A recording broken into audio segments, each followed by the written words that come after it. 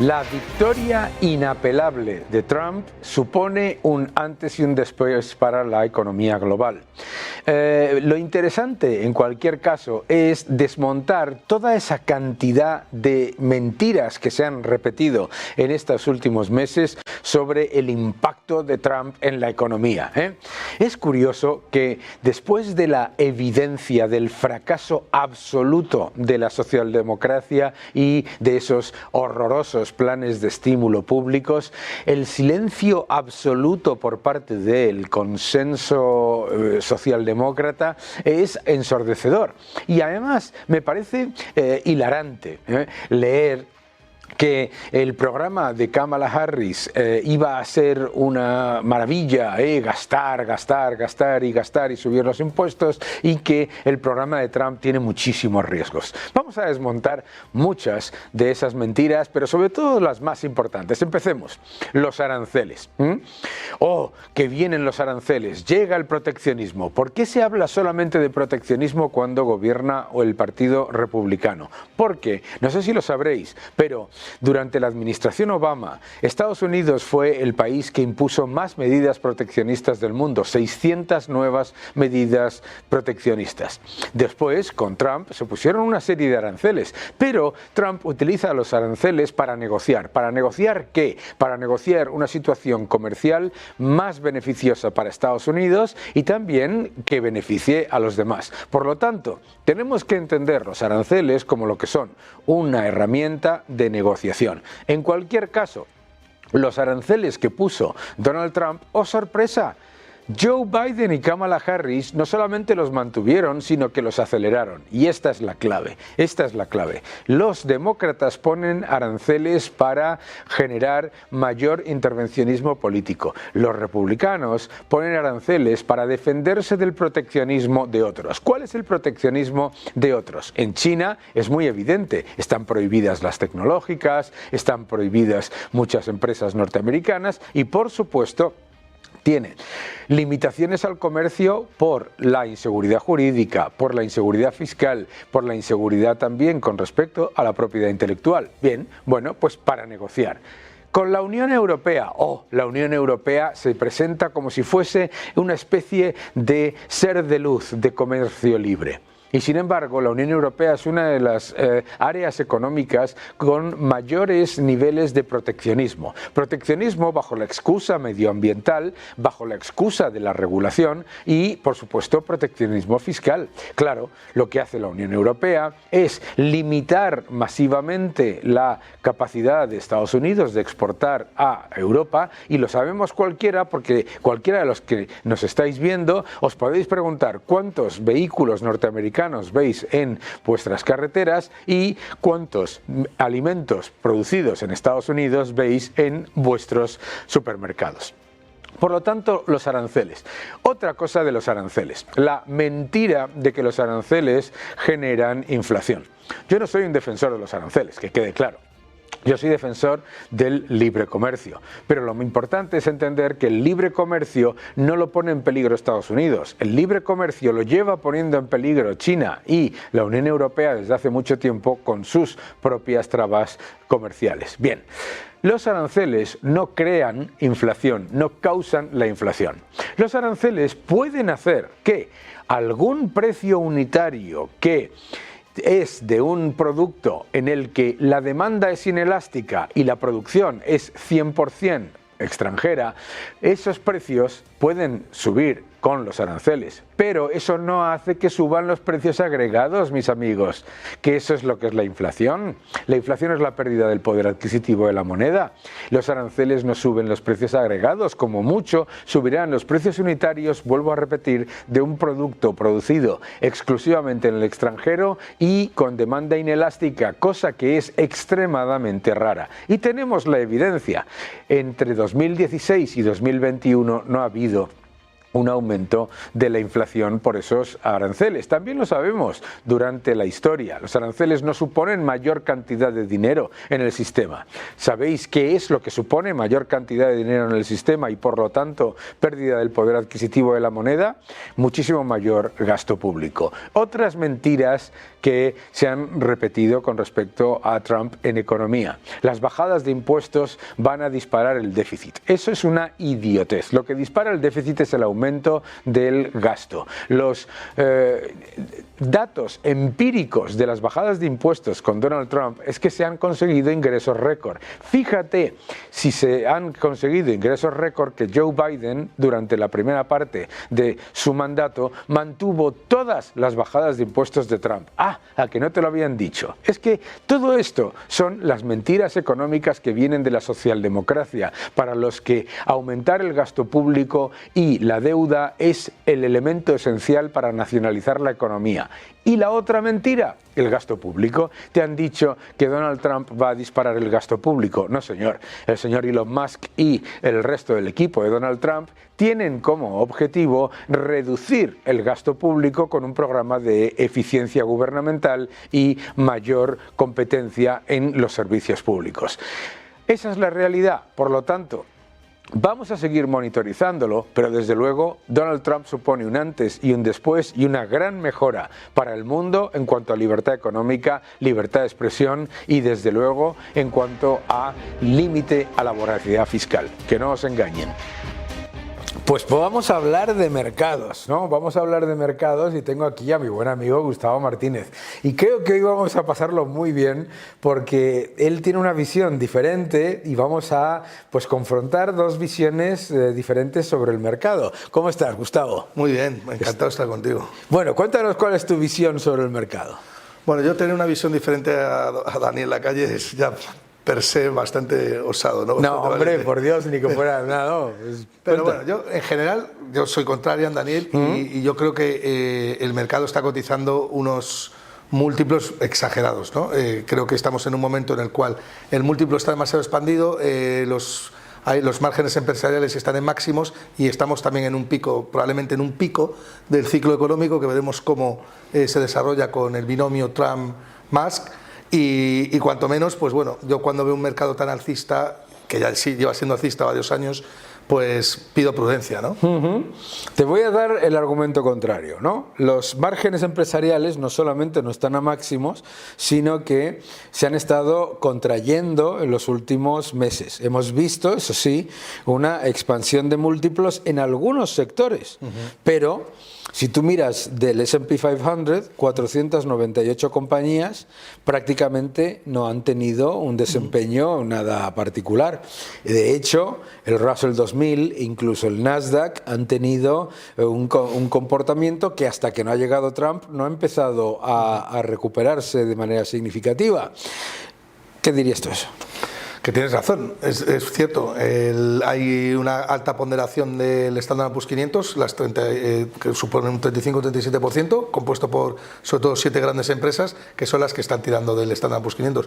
Realmente, si yo quiero ser más riguroso, debería haberme referido a esas compañías, ¿no? Yo creo que esas son las que están haciendo que el Standard & Poor's 500 cotice a 24 veces beneficios esperados. Estamos hablando del forward PER, ¿no? Que claro, prácticamente eso te está dando un 4%, cuando la renta fija te está pagando un 4 y pico por ciento, con lo cual no tenemos ese famoso equity risk premium, el premium, ¿no? que yo creo que debe de corregir, o los bonos deben de subir de precio, o la renta variable debe caer, ¿no? en los próximos meses. Pero sí es cierto lo que dices, hay 400 y pico compañías que estaban muy castigadas, cuyos márgenes eran muy estrechos y que ahora sí que podrían recuperar, y de hecho cuando ganó Trump el subidón del Russell 2000 fue bastante curioso. Claro, yo creo que ahí la cuestión es que en realidad, dice, tenemos visiones diferentes, no tenemos visiones diferentes, es que hay 5 o 6 compañías que están muy caras y 495, 494 que son todavía atractivas. Y fíjate lo que a mí me parece interesante en esto. Desde el punto de vista macro, la llegada de Trump, a lo mejor no sé si tú estás de acuerdo, ahora lo comentamos, desde el punto de vista macro, la llegada de Trump es positiva para el crecimiento en Estados Unidos y es positiva para el aumento del tamaño empresarial y para los beneficios empresariales. Pero la posición de la Unión Europea, si no negocia los aranceles, es realmente complicada. Sí, sí. Ahora, lo que a mí me parece interesante es que cuando miras los múltiplos de las empresas del S&P 500 por sector, los múltiplos por sector de las norteamericanas con respecto a las europeas no son tan diferentes. Entonces, a lo mejor ahí sí que hay un arbitraje. Sí, yo creo que en eso tienes razón, ¿no? Lo que tira, o los múltiplos que están muy expandidos son los de la tecnología. Sí. Eso claramente, ¿no? Ciertamente es verdad que en Europa no hay tecnología, ¿no? Claro. Y eso pues es muy notable. Lo que yo sí que creo es efectivamente que Trump, el binomio Trump-Musk es un impulso clarísimo, ¿no? para estas compañías, en tanto en cuanto pues tú sabes toda la rebaja fiscal que quiere hacer. El problema es cómo financias esa rebaja fiscal, ¿no? Con los aranceles. Claro, con los aranceles, pero también con deuda, ¿no, Daniel? No, porque no tienes por qué hacerlo con deuda. Si Elon Musk va a llevar a cabo el proceso de eficiencia gubernamental que dice que va a llevar a cabo, reducir 600.000 millones el presupuesto de gasto público en el discrecional no es tan complicado, y 300.000 millones en el mandatory, en el obligatorio. Si tú reduces en $1 billón el gasto público, vamos. Sí, a ver, tiene que cumplirlo, ¿no? Realmente las estimaciones son que puede incurrir en un déficit de 7 trillones o 7 billones de dólares los próximos 7-8 años y que la deuda... O sea, pero fíjate qué interesante, eso es importante. ¿Por qué? En los próximos 7-8 años un déficit de 7 billones acumulado, es decir, menos de $1 billón anual. Lo cual significa que el aumento de dólares en la economía es menor que la demanda global de dólares. Sí. Por lo tanto, si tú reduces el déficit, eso ya es una reducción del déficit a la mitad. O sea, si el mercado estima que con Trump va a haber 7 billones de déficit en 7 años, es la mitad de lo que el Congreso estimaba que iba a haber en 7 años con la política de Biden. La mitad. O sea, esos son 7 billones de dólares menos de dólares en el sistema, por lo tanto menos inflación, por lo tanto un dólar más fuerte, por lo tanto los bonos más caros, el precio del bono. Sí, efectivamente, si realmente, a ver, las estimaciones son 7 billones, es verdad que hay un rango alto que se puede ir a 10. Vale, pero fíjate, vuelta, es que porque como estamos haciendo, me permites jugar contigo, quiero fíjate qué interesante. Estimaciones del Congreso, ojo, sin recesión, sin pérdida de empleo y sin ningún tipo de problema, estimaciones del Congressional Budget Office con Biden-Harris, 14 billones. Si hubiese ganado Harris, a eso le tenías que añadir otros 2, es decir, 16. Sí. Bien, y tú me estás diciendo, en el mejor de los casos, 7 billones de déficit y en el peor, 10. Entre 10 y 10. Sí. 10. Sí, todavía. 10. O sea, es que reducir en 2, fíjate, es que esto no lo está diciendo. O sea, aquí todo el mundo dice, Trump va a aumentar el déficit, pero resulta que lo que te están diciendo realmente es que te lo va a reducir a la mitad, ¿sabes? Sí. Y claro, ¿y por qué es importante eso? Porque lo importante aquí es saber, número uno, cuántos ingresos van a venir por los aranceles. Si son, entre lo que espera Bloomberg Economics, entre 300 y 400 mil millones, ¿de acuerdo? Las bajadas de impuestos las financias de lejos, pero vamos, mucho más del doble en ingresos. Sí, pero tú ya estás presuponiendo, Daniel, que ya hay una guerra y que va a establecer aranceles. Ah, seguro. 100%. Pero piensa que a lo mejor establecer esos aranceles puede provocar que Estados Unidos pues también entre en un mundo de proteccionismo que no le guste tampoco al ciudadano, ¿no? Bueno, pero vamos a ver, el proteccionismo al ciudadano, el primero que entre en un mundo de proteccionismo está. Sí, bueno. ¿Ok? Con Obama, Estados Unidos impuso más medidas proteccionistas que en toda la historia previa de los 20 presidentes anteriores. Correcto. ¿Ok? Obama, Trump, Biden, todos han puesto medidas proteccionistas. Pero todas son una respuesta a las medidas proteccionistas de China y de la Unión Europea. ¿de acuerdo? Ahora, tienes dos cosas. Uno, se negocia, no se ponen los aranceles, todo el mundo sale beneficiado, como tú dices, ¿vale? Se negocia con Europa, se negocia con China. Con China no se va a negociar, a China se le van a poner los aranceles. Pero si a China se le ponen los aranceles, 45.000 millones al mes de nuevos ingresos. Con la Unión Europea sí se va a negociar. Bien, pero claro, los aranceles son una respuesta al hecho de que las políticas de la Unión Europea disfrazan su proteccionismo bajo la excusa medioambiental y la excusa de la regulación. En el caso de China, con la inseguridad jurídica y la falta de protección a la propiedad intelectual. Entonces, ahí, ¿cómo ves tú el efecto? A ver, yo creo que tú estás siendo muy optimista.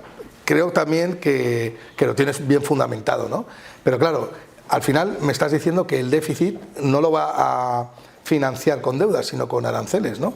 Y claro, ¿en qué punto crees que Trump va a ser capaz de reducir la oferta monetaria en lugar de ampliarla?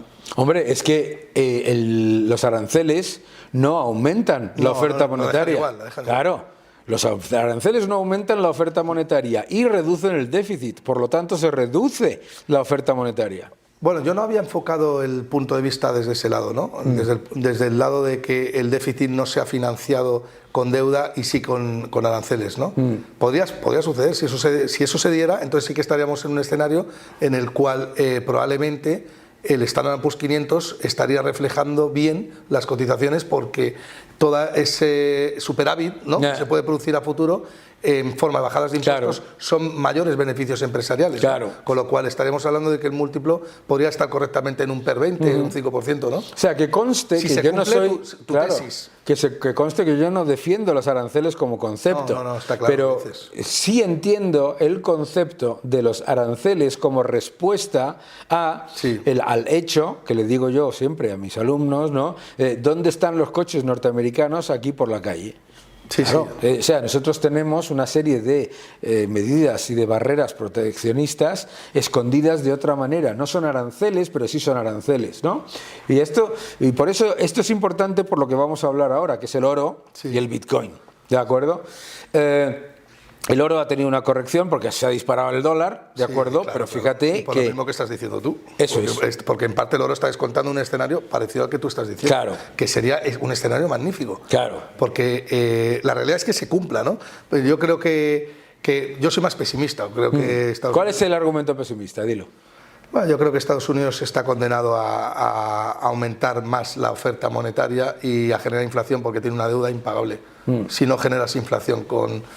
La deuda, sí. 35 billones, ¿no?, que se pueden ir a 42 con la suma de los 7 billones que hemos hablado, que tampoco es mucho, que podría financiar con aranceles, que hay que verlo, pero en cualquier caso Estados Unidos tiene, como bien has dicho, la opción porque tiene una demanda muy fuerte de dólares a internacional, y en cualquier momento puede. Primero, Trump quiere bajar los tipos de interés sí o sí, y en un escenario en el cual está claro que hay repuntes de inflación, no podemos descartar que hay inflación. Tú imagínate, Daniel, que las expectativas de inflación mañana se disparan, o que hay un repunte de la inflación con una caída del empleo, por mucho que estén Trump y más, todas sus,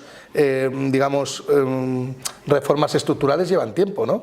¿Qué hacemos en ese escenario? Tú imagínate que sube ahora la inflación, que puede pasar, un repunte de la inflación, y a la par del repunte de inflación, la economía se desacelera. En ese escenario no te queda otra que bajar. ¿Qué haría Trump?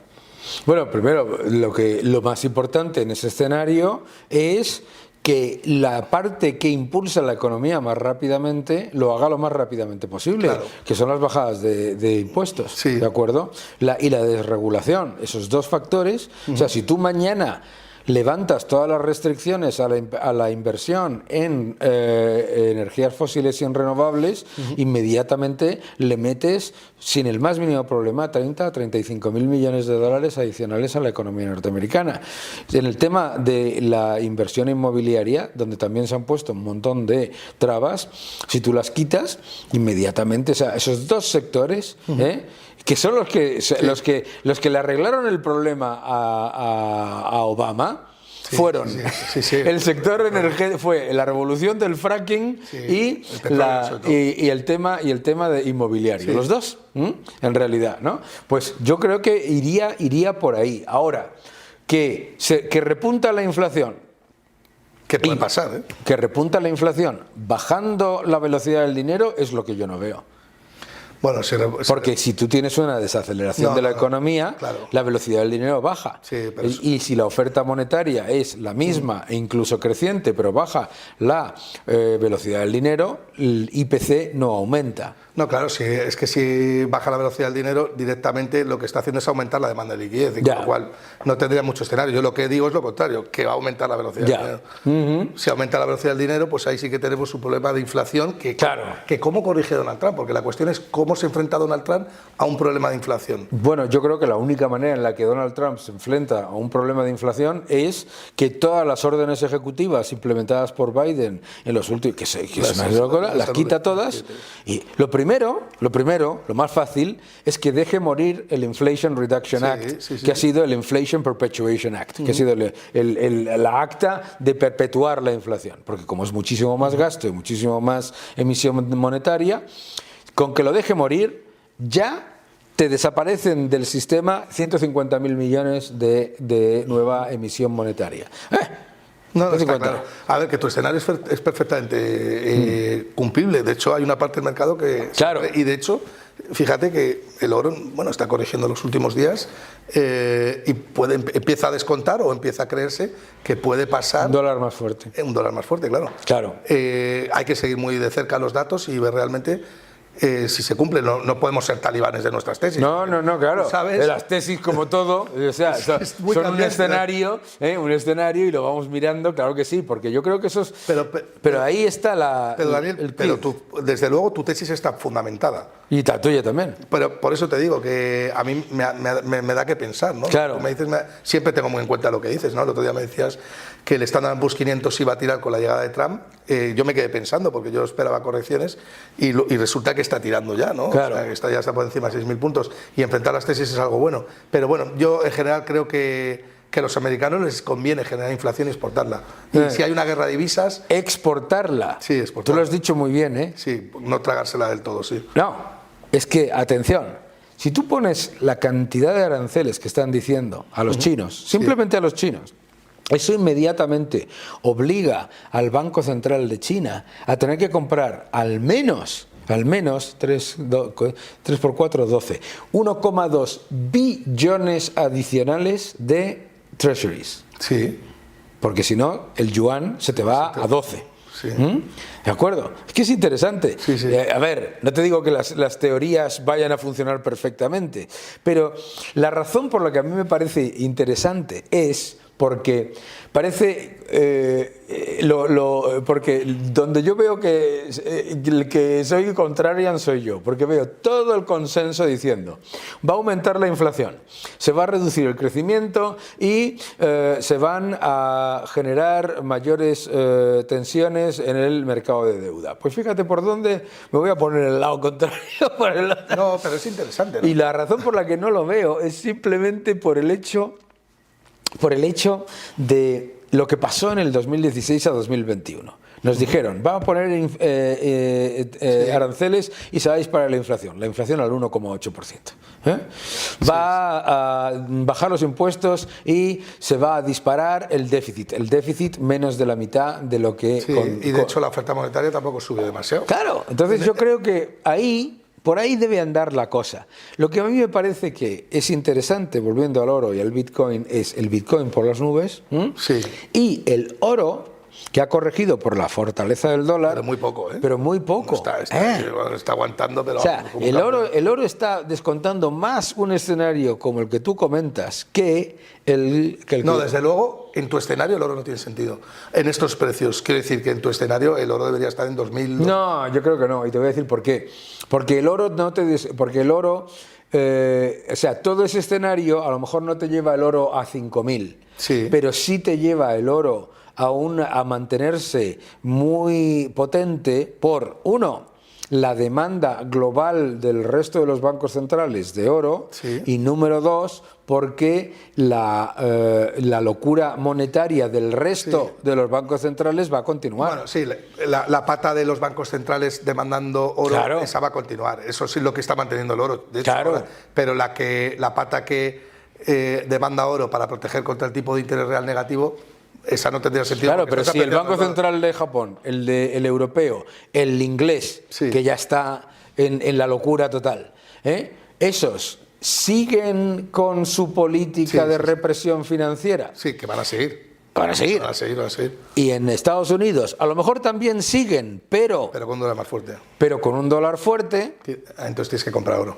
¿sabes? El Banco Central los bancos centrales A eso es a lo que yo tienen me- que comprar oro para mantener Claro. fuertes sus balances contra divisas que se están Claro. depreciando contra el dólar. Claro, a eso Pues muy me- interesante, Daniel. A eso es a lo que yo me refería, ¿no? No lo había enfocado tan... Bueno, no, yo creo que por ahí debe andar la cosa. Obviamente, no, primero, no son visiones opuestas, sino diferentes, sino con elementos de matiz diferente, pero sí me parece que es muy interesante cuando ves a todos los bancos de inversión presentando sus expectativas de lo que va a hacer Trump como si fuese lo peor después de la muerte. Y como además, yo creo que igual que con las elecciones, ¿no? Te dice un banco central, es que Donald Trump va a hacer esto, esto y lo otro, y tú dices, pues mira, es que yo tengo 4 años de experiencia de Donald Trump que no hizo nada de eso. Y además te digo que ahora tiene mucho más respaldo, porque tiene el voto popular, tiene el Senado. Y luego hay otra cosa, Daniel, el mercado el mercado está contigo. Ya. El Standard Poor's 500 no ha hecho más que subir desde Ya. que ganó Donald Trump, y todos los activos de riesgo están tirando desde Ya. que ganó Donald Trump. Las small caps, que son un indicador clave, las small caps de cómo puede ir la salud de la economía, están pegando un rally que no sé qué ni ellas, ¿no? O sea que realmente tu tesis, claro que tiene mucho sentido, ¿no? Yo donde veo que hay unas oportunidades buenísimas es para Estados Unidos, si Elon Musk y Donald Trump se ponen de verdad y hacen que en los estados en donde está limitado el número de proveedores de salud a uno, incluso uno en algunos casos, o 2 o 3, hacen una orden ejecutiva y te abren el mercado de los proveedores de salud, Sí. y se abre la competencia, los gastos obligatorios de Medicare y Medicaid Claro, se te los desploman. fundes por el exceso de oferta. Se te desploman. Ah. Se te desploman en el momento en el que tú dejas en un estado en el que tengas, porque claro, los europeos normalmente emigramos a Estados Unidos cuando vamos a Nueva York o a Los Ángeles, poco más. Y claro, estamos acostumbrados a ver 2 sitios donde está limitada la oferta de proveedores de salud. Sin embargo, si vas a otros, la diferencia de los premiums de salud puede ser del 35 y el 45%. Sí. Es que una bajada... Es un melón. Una bajada del 30%. Sí, es un melón muy esto importante. es una revolución, si ocurre, ¿eh? La otra cosa es que caigan en el error de, que puede pasar, es que si bajamos el gasto público y bajamos el empleo público, vamos a entrar en recesión y entonces eso es malo, y ahí empiecen a renquear. Eso es lo malo, ¿eh? Claro. Vamos a ver, Daniel, yo creo que Trump va a empezar a presionar para bajar los tipos de interés. O sea, ¿sabes dónde está el foco? En la inflación. Claro. Para mí, si la inflación remite, yo me subo a tu tesis. Yo creo que la manera de bajar la inflación más fácil y más rápida es Inflation Reduction Act. Lo dejas morir. Sí, y fuera. Y la inflación se te desploma. Fenomenal. Oye, Gustavo, ¿cómo nos lo hemos pasado? Muchísimas Y gracias. sobre todo recular en la tesis. Y Eso como todo, claro. Para eso está el mercado. Muy bien. Oye, un gustazo, ¿eh? Nada, muchas gracias, Daniel. Muchas gracias a ti. La tragedia de Valencia con la gota fría, a lo que llaman ahora la Dana, es absolutamente vergonzosa porque hay factores que no podemos negar y que incluyen la destrucción de las infraestructuras, la prohibición de la limpieza de los ríos y de los cauces y otros muchos de los que vamos a hablar con alguien que, vamos, el que sabe más de todo esto, con mucha diferencia. Carlos Cuesta, ¿cómo estás? Encantado de estar aquí contigo. A seguir su canal que es una cosa tremenda, a mí me llega por 7 sitios siempre, una maravilla. Carlos, cuéntanos, porque yo creo que ahí vamos a poner un, digamos, timeline, un historial de qué es lo que ha pasado para llegar a esto. A ver, fallar ha fallado todo. Falla desde el primer momento. Hay un fallo que directamente es de política hidrológica, hídrica, cada uno que lo llame como quiera. En España llevamos 15-20 años sin hacer una sola obra con respecto a los ríos. Esto es una barbaridad. Yo quiero recordar que había un plan hidrológico que nos lo pagaba Europa. Ese plan hidrológico, por cierto, recogía una presa en Cheste. Esa presa en Cheste hubiese provocado exactamente lo mismo que ha propiciado la presa de Forata y el embalse de Forata, es decir, habría permitido una contención de agua que hubiese evitado la presa de Cheste, que estaba recogida en aquel plan hidrológico, por cierto, para la gente de la izquierda, porque por lo visto es muy malo si viene de la derecha. Ese plan hidrológico en el fondo recogió un inicio de borrador que ya lo tenía un tal Borrell, claro, que Borrell del Partido Popular no era. Bueno, aquello ya en el plan hidrológico se multiplica, se ven todas las obras, se ha satanizado por el tema del trasvase del Ebro, que era tan malo que los únicos que lo veían mal eran los separatistas. Vamos, traducido, que era bueno, espectacularmente bueno, y permitía que determinadas zonas secas tuvieran agua. De eso se trataba. Bueno, pues entre las distintas obras que se recogían estaba la de la presa de Cheste. La presa de Cheste hubiese permitido salvar vidas, vamos a decirlo directamente. Claro. Y justo en los caudales, justo en los cauces, donde en estos momentos tenemos el territorio sembrado de muertes, que las tenemos que contar por centenas. Bien, esa primera fase ha fallado, nos hemos convertido todos por lo visto en superecologistas, pero ecologistas estilo Mowgli, es de vergüenza. Aquí no intentamos defender la naturaleza, sino que la naturaleza pase por encima de las personas. Eso es. Bueno, pues cuando un río pasa por encima de las personas, los mata. Claro. Lo digo para todos estos ecologistas tan maravillosos. Bien, esa fase ha fallado. Luego, si quieres, te cuento algunas de las propuestas, en este caso proposición no de ley recogida en el Congreso de los Diputados por parte del Partido Socialista, recogida en el diario del Congreso, en el diario de las Cortes, en el diario del Parlamento, justo en mitad de la Dana, donde estaba pidiendo, y está pidiendo en estos momentos porque no la ha retirado el Partido Socialista, que no se pueda tocar un solo cauce del río en el momento en que se ponga en peligro el bisón europeo. Y pone además un acento, dice, especialmente si está en periodo de procreación. Mira, no sé muy bien cómo hablar de la procreación del bisón europeo cuando están muriendo personas, pero bueno, esa es la fase que tendría que tener todo Estado, ya no hablo de gobiernos, Estado tendría que tener muy presente. Aquí lo importante es la soberanía nacional, aquí lo importante es la gente. Los partidos, hijos míos, ¿qué queréis que os diga? Ya bastante tenemos, pero independientemente de eso, el foco tiene que estar obviamente en salvar vidas y en hacer una política estructural que permita que se utilicen los recursos. Primera fase que falló rotundamente. Segunda fase, la de las alertas. La fase de las alertas falla, y falla por todos. O sea, a mí estas historias de tenemos que salvar mira, yo no tengo que salvar a nadie. O sea, la política, la gestión de la polis, que eso significa política, la gestión del Estado, de las ciudades-Estado, se basaba en la gestión de aquellos derechos y de aquellas cuestiones que importaban a la ciudadanía. ¿Vale? A la polis, no a los políticos, ¿vale? O sea, aquí lo que importa es hacer determinadas actuaciones que permitan que la población sobreviva y no sea arrollada por unas riadas. Es impresentable lo que ha pasado. Fallan las alertas desde el punto de vista de la comunidad autónoma, es decir, falla Amazon.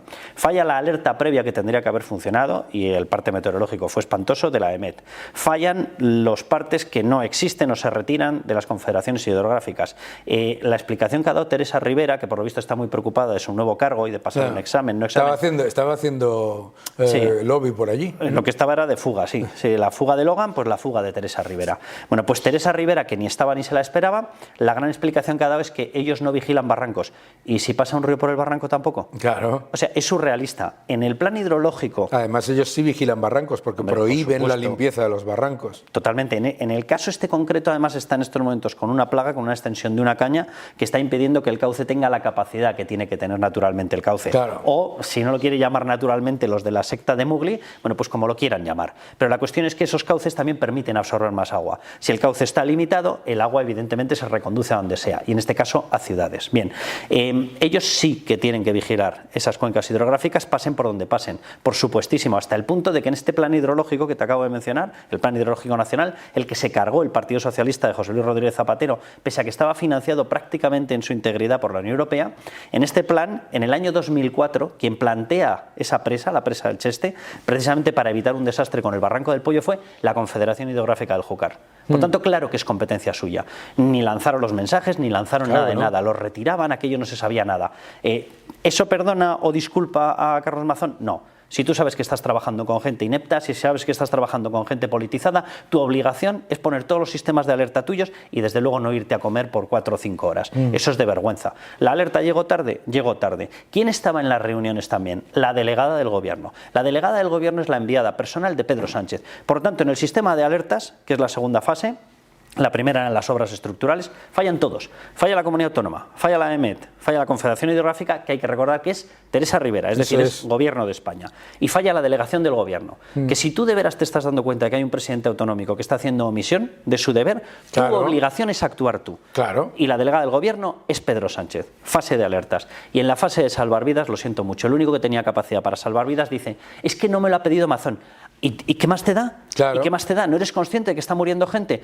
Pedro Sánchez tenía la obligación de haber declarado la emergencia nacional y haber tomado las riendas desde el minuto 1. Haber enviado el ejército desde el minuto -1 y evidentemente haber salvado vidas. ¿Pero se lo hizo en Madrid? Efectivamente. ¿Pero se lo hizo en Madrid? En Madrid, cuando dijeron que venía unas riadas tremendas y todo eso, inmediatamente pusieron al ejército del aire, al ejército a prepararse. Luego no fue lo que parecía, pero lo hicieron. Y en el caso de Marruecos igual. Totalmente. En el caso de Marruecos, de manera preventiva, el gobierno de España puso en alerta a todas las unidades del ejército y coordinó desde el ejército de defensa a todas las comunidades autónomas para ponerlas en marcha antes de que Marruecos pidiese nada. Y esta última fase tiene una parte de gravedad excepcional, porque la gran pregunta que la gente dice, los partidos han jugado a política, ¿vale? Sí. Para no variar. Pero analicemos por qué juegan unos a política. Porque evidentemente la mejor jugada política para Pedro Sánchez hubiese sido, cuando tú te das cuenta de que Mazón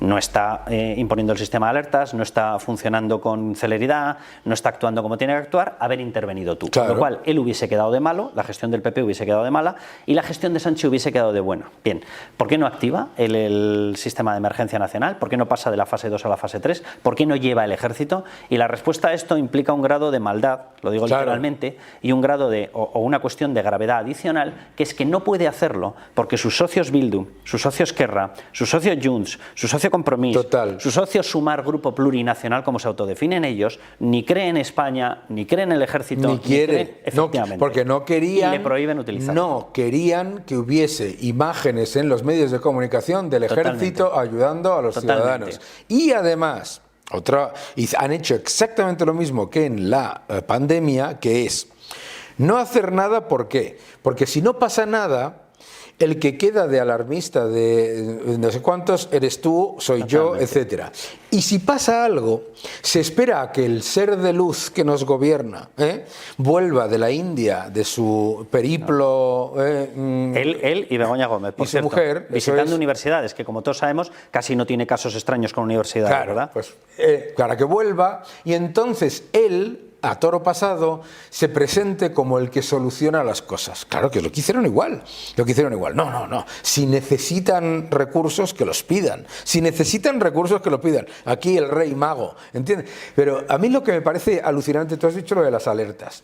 ¿Cómo puedes tener un sistema de alertas en España con ese nivel de burocracia? En Estados Unidos, cuando tienes un huracán, hay un sitio centralizado que dice que viene un huracán, salgan todos de sus casas. Y ni el Estado, ni el condado, ni nada, que viene un huracán. Aquí, a las 7:30 de la mañana, la EMEAT saca una alarma. El gobierno no dice nada. A las 8:30, a las 9:30, a las 10:30, a las 11:30, la Confederación Hidrográfica del Júcar le paran 3 emisiones de alarma. Pilar Alegría hace una rueda de prensa después del Consejo de Ministros durante 1 hora en la que no menciona ni un solo riesgo con respecto, no menciona, de hecho, la gota fría, la dana o como lo quieran llamar. El señor Óscar Puente no dice absolutamente nada. Estaban todos los trenes y todas las carreteras abiertas, no había absolutamente nada. Y todo, a partir de las 6:30 de la tarde, se empiezan a dar cuenta. Bueno, la primera llamada de Hugo Morán, secretario de Estado de Medio Ambiente, es decir, el número 2 de Teresa Rivera, cuando llama para decirle al gobierno valenciano y le dice: no podemos garantizar que la presa de Forata vaya a aguantar. No quiero ni pensar lo que hubiese sido lo que hemos visto multiplicado por un desbordamiento o una ruptura de la presa de Forata. No quiero ni pensarlo. Esa llamada se la hace a las 20 horas. A las 8. Esa llamada se la hace a las 8 de la tarde.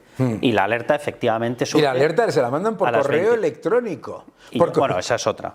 Por correo electrónico. Es alucinante. Esa es otra. Y la alerta ya definitiva, el famoso fun, fun, fun, fun, este que suena en todos los móviles, que parece que se está sumergiendo el submarino, ese sonido, esa alerta es a las 20:11. Es decir, el gobierno autonómico, el gobierno de Carlos Mazón, se espera hasta el final, cosa que nunca jamás debió hacer. Si tú sabes perfectamente que está hiperpolitizado todo, si sabes perfectamente que hay un nivel de ineptitud brutal, tu obligación, ni comidas con periodistas ni historias, es quedarte evidentemente al frente de todo, porque sabes que estás desprovisto de determinados testigos y de determinadas porque sabes que te la van a hacer. Y es tu obligación, además. Porque sabes que te la van a...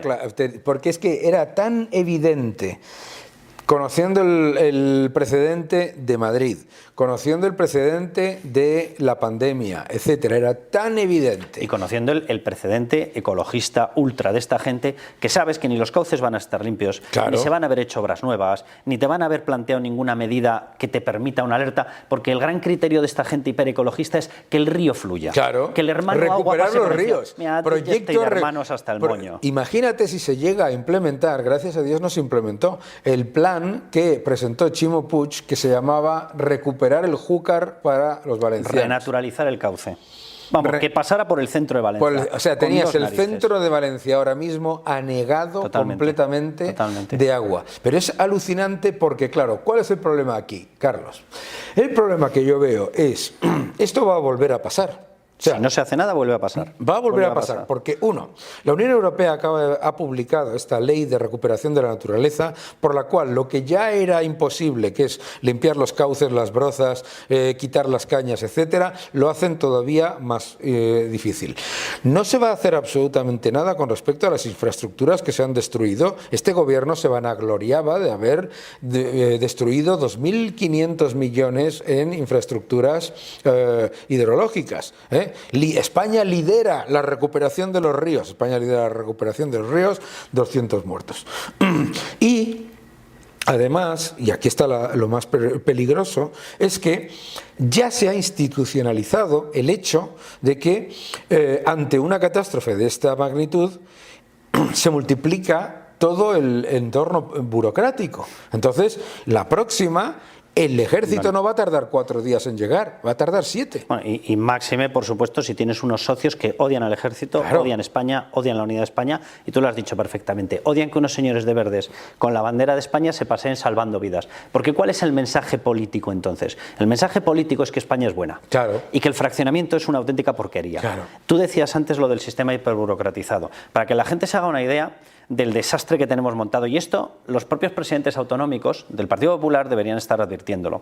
O sea, no puede ser que la comunidad autónoma tenga 2 niveles, el 1 y el 2, sí, en los cuales el objetivo predominante en la toma de decisiones son ellos, cuando lo cierto es que las comunidades autónomas no tienen ni un solo medio de actuación para salvar vidas. Efectivamente. Por lo tanto, ¿cómo pueden ser ellas las que tengan la responsabilidad? Hasta que pasas al nivel 3, que coge el mando el que tiene, a la Policía Nacional, a la Guardia Civil, al Ejército. La UME, este edulcorante que nos hemos buscado para no llamarle ejército, que a mí me parece de maravilla el cuerpo, que actúa de maravilla, pero la UME es ejército. Claro. Vale, pues las 4 patas con las que tú puedes actuar, las 4 patas dependen del gobierno. Claro. Aquí además surge la enésima mentira. El martes, 8 y pico de la mañana, Seguridad Nacional, que es uno de los departamentos de presidencia del gobierno, no pudo reunirse con el presidente porque no estaba. Claro. Porque es que estaba en la India. Y su mujer Begoña Gómez estaba paseándose por la enésima universidad. No sabemos si habrá pasado la boina, si habrá pasado la unidad de negocios, no sabemos qué habrá pasado. Desde luego, donde no estaban era preocupándose por la población española. Que alguien me explique a mí qué pintaban allá en la India y qué pintaba Begoña Gómez recibiendo una especie de actos folclóricos que parecía que había llegado la primera dama, pero de Marte entero. Bueno, me encantaría que me lo explicaran si eso no va acompañado de unidades negocio. Pero independientemente de eso, en esa primera reunión que no está el presidente, porque no puede estar por motivos obvios, porque se ha escapado, porque se ha ido para que no le tocaran las explicaciones que tendría que estar dando sobre los inmensos casos de corrupción, en esa reunión 8 y pico de la mañana les advierten de todo lo que está pasando y les alertan ya de que la DANA va a coger unos tintes letales. Bien, no hacen nada. Vale, pero voy al eje de esta historia, o a la esencia de esta historia. ¿Por qué le avisan? Porque evidentemente tus competencias nacen desde el minuto 0, claro, no desde la situación de emergencia 3. Claro. Porque si no, tú no puedes decretar el paso del 2 al 3 si estás ausente por completo de la información. ¿Por qué les daba la información? Que esta es la gran mentira del gobierno. Dicen, no, o me lo pido yo no puedo actuar. Mentira, mentira absoluta. Claro. Tú puedes actuar desde el primer momento siguiendo la información. Y desde el 2 hasta el nivel 3 de emergencia es cuando tú, porque ya tienes toda la información, dices, mire, la comunidad autónoma ha colapsado, no les bastan con sus medios. Hay que recordar que la comunidad autónoma de Valencia no tiene policía propia. Claro. Pero es que eso es lo de menos, porque tienes la Policía Nacional que la pagamos entre todos con nuestros impuestos, y en ese momento, porque has seguido la información, deberían haber dicho, esto se le ha ido de las manos. ¿Cuándo se le va de las manos? Con la primera muerte. Claro. Con la primera muerte, porque no tiene medios de actuación de salvar vidas. No tiene medios, la Comunidad Valenciana no tiene medios de salvar vidas. Por lo tanto, a la primera muerte tiene que declararse la emergencia nacional. La gente está diciendo, no, emergencia nacional es porque sale cuarto y mitad, 2,5 centímetros de tu comunidad autónoma. Somos todos imbéciles. Eso no es cierto. Emergencia nacional es porque se necesitan los recursos nacionales. Claro. Porque esto es un país. Por mucho que haya muchos, Bildu, tal, y el PSOE, por cierto, que están deseando que esto deje de ser España, España es España. Claro. Y quien salva vidas es España. Y los primeros que lo han tenido clarísimo ha sido la propia población. Es que además lo que la gente no parece, lo que quieren vendernos y que a cierta gente compra es que esto hay todo tipo de recursos. No, cuando se trata de una catástrofe de esta magnitud, el único que tiene los equipos, la capacidad técnica, el historial y de estrategia y de planificación y todo lo que se necesita para de verdad hacer cosas para salvar vidas es el ejército. No lo tiene ninguna comunidad autónoma ni ningún burocrático. O sea, allí hay mucha gente con teléfono móvil y muy poca gente con máquinas y con... Oye, el primer problema que se han encontrado para salvar vidas ha sido llevar alimentos. Claro. Y llevar equipos. ¿Por qué no pudieron llegar de forma inmediata? El martes hubiese sido difícil, pero el mismo miércoles, ¿por qué no pudieron llegar medios? Oye, excavadoras, pontoneros, extractoras, bombas extractoras para ir quitando el fango, unidades que hubiesen podido llevar directamente...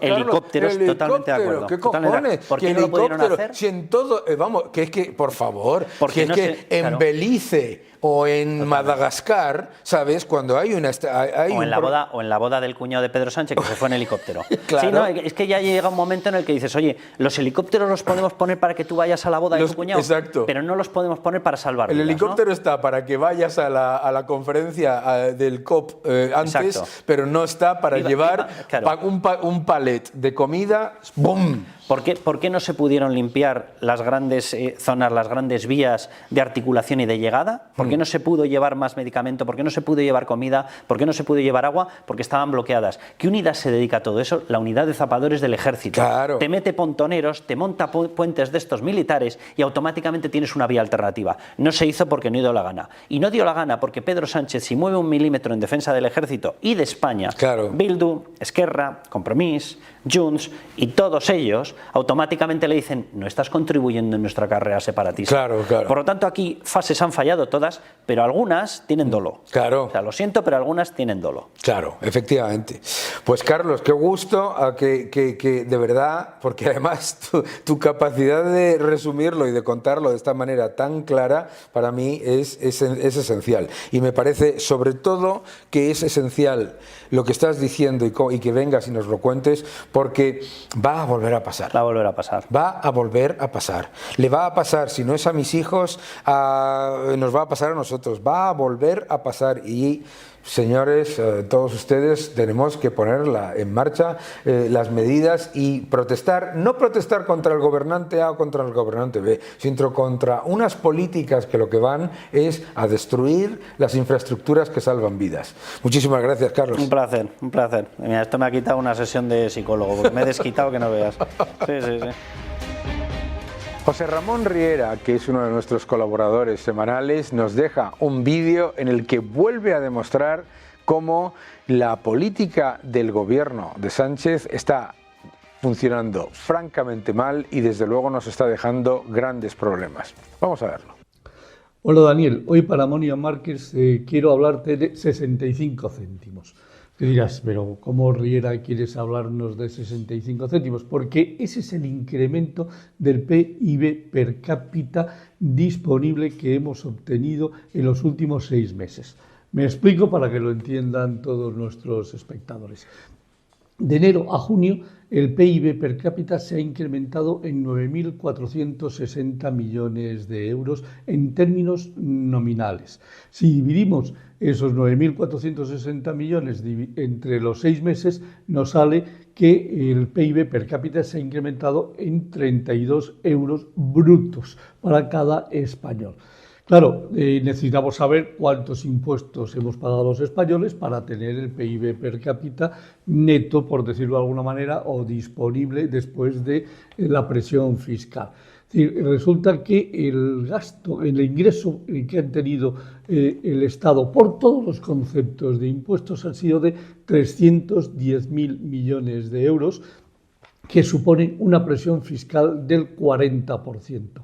La presión fiscal ha bajado por el incremento del PIB, a pesar de que la recaudación ha crecido un 6,2%, es decir, como el PIB en el último periodo de tiempo ha crecido más, pues resulta que pues la presión fiscal está en estos momentos un 40%. Recordemos que ha crecido más por el manejo del INE. Bien, total, si aplicamos este 40% de presión fiscal sobre los 32 euros, nos quedan 20 euros netos, que si lo dividimos por 30 días hábiles que tiene, naturales, que tiene un mes, resulta que ese es el incremento real que hemos tenido, 65 céntimos, es decir, cada español puede comprar una barra de pan más al día. A su vez, para generar este incremento del PIB nominal, el Estado, todos lo sabemos, lo ha dicho BBVA Research, lo dices tú, lo dicen la mayoría de los economistas, está dopado por el gasto público. El gasto público en los seis primeros meses del año ha sido de 345.000 millones, que equivale, si lo dividimos por 180 días, a 1.910 millones de euros. En definitiva, para que a los españoles, a cada español, le lleguen, es decir, al día 65 céntimos, Sánchez se tiene que gastar 1.910 euros. Esto es una auténtica barbaridad. O sea, ¿tiene el Estado que gastarse 1.910 euros para darnos 65 céntimos a cada uno de los españoles? Esta es la política económica que tiene este gobierno, está inflando los gastos públicos, no es nada con lo que nos espera si finalmente se realiza el cupo catalán, si por fin se transfieren todas la agencia tributaria hacia Cataluña, porque la que se nos viene encima es absolutamente diabólica. Para generar 65 céntimos veremos a ver lo que tiene que gastarse este país. Así que aquí está la noticia, creo que es algo absolutamente memorable, no pasa en ningún lugar del mundo que para dar a cada habitante del país 65 céntimos netos, es decir, al día, un Estado tenga que gastarse 1.910 millones de euros. Nos vemos en el próximo vídeo, en la próxima semana en Money and Markets. Un saludo.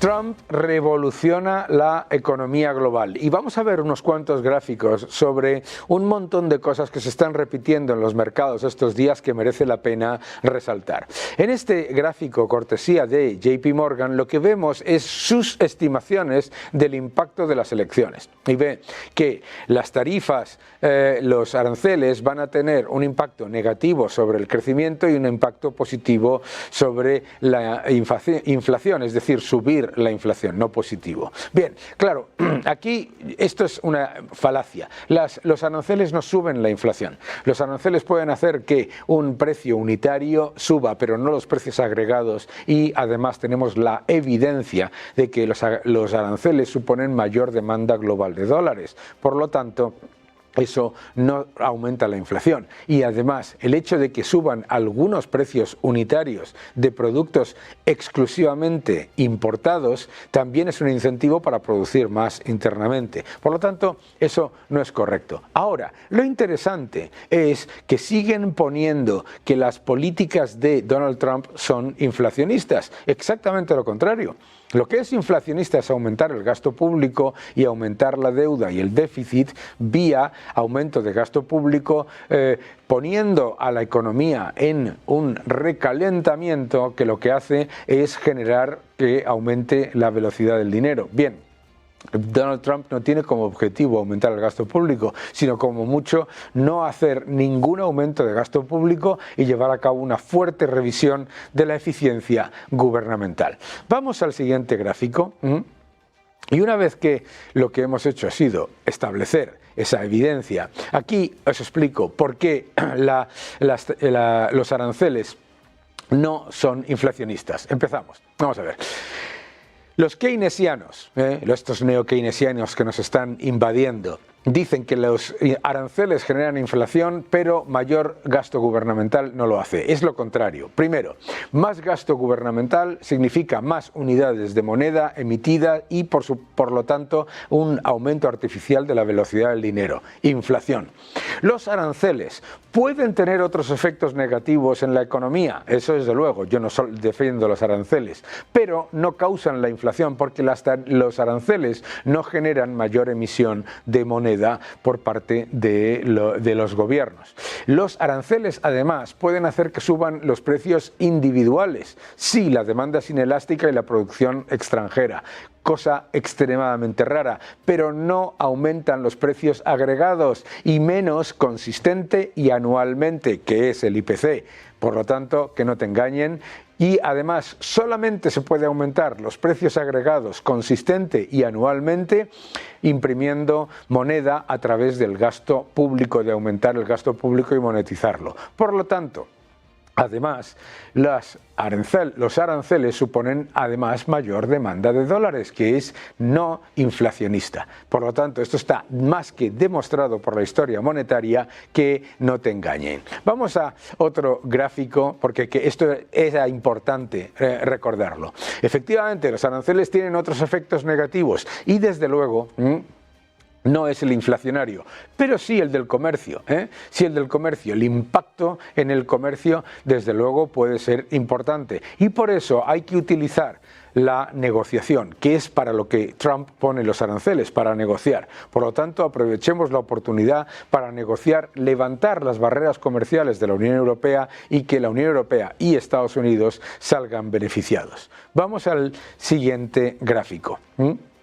En el siguiente gráfico lo que te muestra es cuánto ganaría Estados Unidos por mayores aranceles. Y esto sí es importante. ¿Por qué? Porque puede financiar toda la bajada de impuestos y un mayor crecimiento y por lo tanto también una mayor reducción del déficit público. Ahí veis los distintos escenarios. Estamos hablando de 400.000 a 300 a 400.000 millones adicionales de ingresos. Bien, bueno, pues eso desde luego hay que tenerlo en cuenta cuando se analiza el riesgo de aumento del déficit. Pero recordemos, los aranceles se ponen para negociar.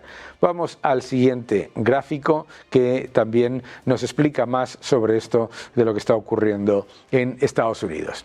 Si vamos al siguiente gráfico, en este gráfico otro elemento importante que se pone en los medios de comunicación, el riesgo de la ayuda a Ucrania. Bien, no significa que Estados Unidos vaya a dejar de apoyar a la OTAN, ni mucho menos de apoyar a Ucrania. Lo que desde luego significa es que ese diferencial que muestra el Kiel Institute a través de Bloomberg entre lo que pone Estados Unidos y lo que pone el resto del mundo tiene que rebalancearse. Más gasto en defensa por parte de los países de la Unión Europea. Vamos al siguiente gráfico y continuamos con este análisis. Bien, pues aquí lo que podéis ver es el impacto de los aranceles sobre las exportaciones de China. El déficit comercial de Estados Unidos con China ha pasado de ser de unos 40.000 millones mensuales a unos 80.000 millones con Biden. Por lo tanto, una de las cosas que se espera que ocurra es que haya una reducción del comercio con China, menos importaciones de China, que por lo tanto suponen una gran oportunidad para el resto del mundo. Vamos al siguiente gráfico. En este gráfico lo que se ve es dónde está el elemento, el nudo gordiano de los aranceles. Aquí, según las Naciones Unidas y Bloomberg Economics, lo que veis es que es en la agricultura donde existe el mayor nivel de proteccionismo y donde sale más perjudicado Estados Unidos. Ahí es donde se va a centrar los aranceles y las negociaciones sobre los mismos. Vamos al siguiente gráfico. En este gráfico lo que vemos es otro elemento esencial, que es, claro, una enorme inversión en el sector energético y por lo tanto, ¿qué es lo que ha ocurrido en estos días? El precio del petróleo ha caído ante la evidencia de que Estados Unidos va a producir mucho más petróleo, mucho más gas, pero también va a invertir muchísimo más en renovables, en hidráulica, en nuclear. Por eso es interesante ver cómo el precio del petróleo ha caído ante la evidencia de que Estados Unidos seguirá produciendo alrededor de 13 millones de barriles al día y creciendo probablemente hasta los 16 millones de barriles al día, bien, y eso obviamente le retira poder a la OPEP, pero atención, también el aumento de inversión en renovables y por eso el cobre y el aluminio han subido de manera importante. Eso no lo podemos olvidar. Y no podemos olvidar el impacto sobre el oro, el fortalecimiento del dólar que viene con las políticas de Trump ha afectado al oro, que ha corregido, pero ha corregido y se mantiene dentro de la banda alcista. Y el Bitcoin, por el otro lado, se ha disparado. Importante eso, ¿por qué? Porque la destrucción monetaria no es un tema solamente de Estados Unidos, sino del resto del mundo. Y eso todavía genera un entorno alcista y positivo, tanto para el oro como para el Bitcoin. Por lo tanto, nos encontramos ante un entorno en el que, en general, podemos decir inequívocamente que las políticas de Donald Trump en economía van a ser positivas para todos nosotros.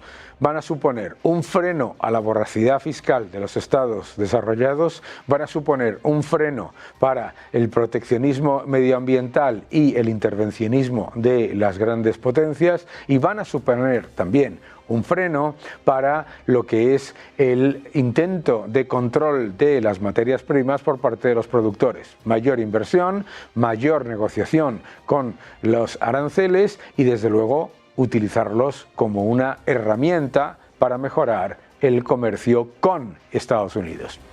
Seguid defendiendo la libertad.